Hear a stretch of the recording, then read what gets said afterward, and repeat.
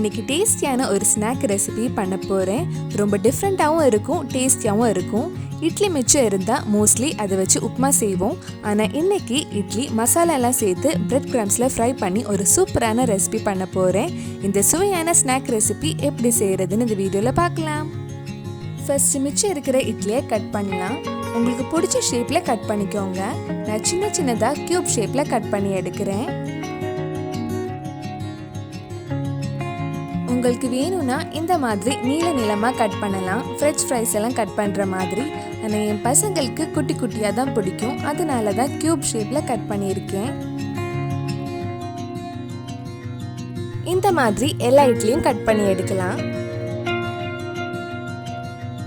சாஃப்டான இட்லி எப்படி செய்கிறதுன்னு இதுக்கு முன்னாடி வீடியோ போட்டிருந்தேன். நீங்கள் இன்னும் அந்த வீடியோ பார்க்கலன்னா அதோட லிங்க் கீழே டிஸ்கிரிப்ஷனில் இருக்குது. மறக்காமல் அந்த வீடியோ போய் பாருங்கள். நான் 5 இட்லி இந்த மாதிரி குட்டி குட்டியாக கட் பண்ணி எடுத்திருக்கேன். இனி நம்ம இதில் மசாலாலாம் ஆட் பண்ணலாம். ஒரு பவுலில் 1/4 டீஸ்பூன் மஞ்சள் பொடி, 1/4 டீஸ்பூன் கரம் மசாலா, 1/2 டீஸ்பூன் மிளகாய் பொடி, 1/4 டீஸ்பூன் நல்ல மிளகு, 3/4 டீஸ்பூன் இட்லி பொடி, தேவையான அளவு உப்பு எடுத்திருக்கேன். இதில் 2-3 டீஸ்பூன் எண்ணெய் ஆட் பண்ணி மிக்ஸ் பண்ணலாம். தண்ணி ஊற்றி மிக்ஸ் பண்ணுறதை விட எண்ணெய் ஊற்றினா இட்லியில் மசாலா நல்லா கோட் ஆகும். இதெல்லாம் சேர்த்து நல்லா மிக்ஸ் பண்ணிக்கோங்க. பசங்க சாப்பிட்றதுனால நான் மிளகாய் பொடி, நல்ல மிளகு எல்லாம் கொஞ்சமாக தான் போட்டிருக்கேன். உங்களுக்கு வேணும்னா இன்னும் கொஞ்சம் ஜாஸ்தியாக போட்டுக்கலாம். இனி இதில் நம்ம கட் பண்ணி வச்சுருக்கிற இட்லி போட்டு மிக்ஸ் பண்ணலாம். மிக்ஸ் பண்ணும்போது பார்த்து மெதுவாக மிக்ஸ் பண்ணுங்கள்.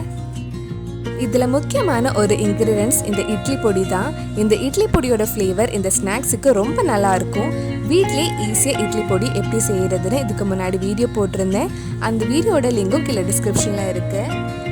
நம்ம ரெடி பண்ணி வச்சுருக்கிற இட்லி ஈஸியாக பிரெட் கிரம்ஸில் கோட் பண்ணுறதுக்காக ஒரு பவுலில் 2 டேபிள் ஸ்பூன் கார்ன்ஃப்ளவர் எடுத்திருக்கேன். இதில் கொஞ்சமாக தண்ணி ஊற்றி மிக்ஸ் பண்ணிக்கோங்க.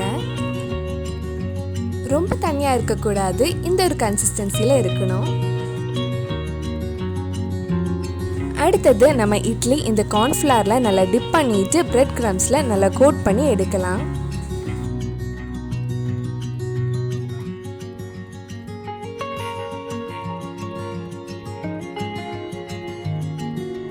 இந்த மாதிரி எல்லா இட்லியும் பிரெட் கிரம்ஸில் நல்லா கவர் பண்ணி ரெடி பண்ணி வச்சுக்கோங்க.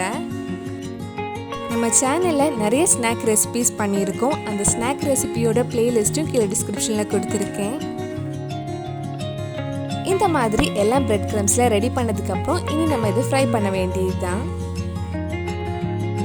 இது ஃப்ரை பண்ணுறதுக்கு ஒரு கடாயில் எண்ணெய் சூடு பண்ண வச்சுருக்கேன். எண்ணெய் சூடானதும் இது ஃப்ரை பண்ண வேண்டியது தான். கொஞ்சம் கொஞ்சமாக ஃப்ரை பண்ணி எடுக்கலாம். லோ டு மீடியம் ஃப்ளேமில் வச்சுக்கோங்க. ரொம்ப லோ ஃப்ளேமில் வச்சாலும் எண்ணெய் அதிகமாக குடிக்கும். அதே மாதிரி ஹை ஃப்ளேமில் வச்சாலும் சீக்கிரம் கருகிடும். இது ஃப்ரை ஆகிறதுக்கு ரொம்ப டைம் ஆகாது, சீக்கிரமே கோல்டன் கலர் வந்துடும். ஒரு சைடு கோல்டன் கலர் ஆனதும் மெதுவாக திருப்பி போடுங்க. இந்த மாதிரி எல்லா சைடுமே கோல்டன் கலர் ஆனதும் நம்ம எடுத்துடலாம். நம்ம கிறிஸ்பியான முறுமுறு இட்லி ஸ்நாக் ரெடி ஆயிடுச்சு. இந்த மாதிரி மிச்சம் இருக்கிற இட்லியும் ஃப்ரை பண்ணி எடுக்கலாம். இது சாப்பிட்டா இட்லியில் செஞ்சதுன்னே சொல்ல மாட்டாங்க.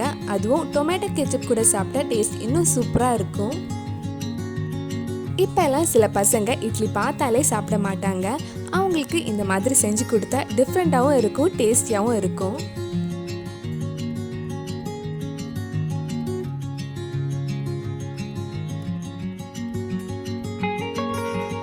என் 2 பசங்களுக்கும் இந்த இட்லி ஸ்நாக் ரொம்ப பிடிச்சிருந்துச்சு. கண்டிப்பாக நீங்களும் இந்த ஸ்நாக் ரெசிபியை உங்கள் வீட்டில் செஞ்சு பாருங்கள். இது பண்ணுறதுக்கு ரொம்ப இன்க்ரீடியன்ஸ் தேவையில்லை, எல்லாமே வீட்டில் இருக்கிறது தான். மோஸ்ட்லி நம்ம வீட்டில் இட்லி இருக்கும்.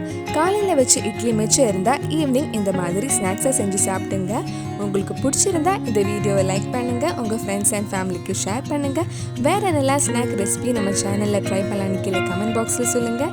நீங்கள் இன்னும் என்னோட சேனலை சப்ஸ்கிரைப் பண்ணலைன்னா மறக்காமல் சேனலையும் சப்ஸ்கிரைப் பண்ணுங்கள்.